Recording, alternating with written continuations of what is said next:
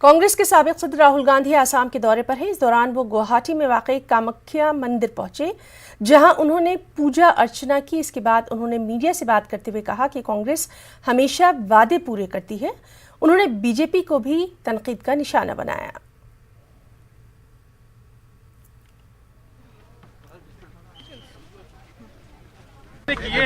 वादे पूरे होंगे।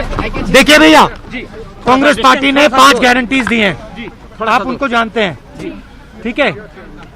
वो हमारा इलेक्शन का मेन मुद्दा है।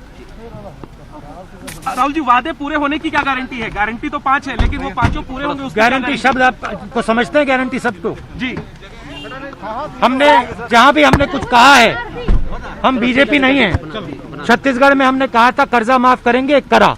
पंजाब में कहा था, करा। कर्नाटक में कहा था, करा। जो हम कहते हैं करेंगे। जो टी गार्डन वर्कर्स हैं, आप एक बात याद रखिए, 365 guarantee. Thank you. Rahul ji कितनी सीटें? राहुल जी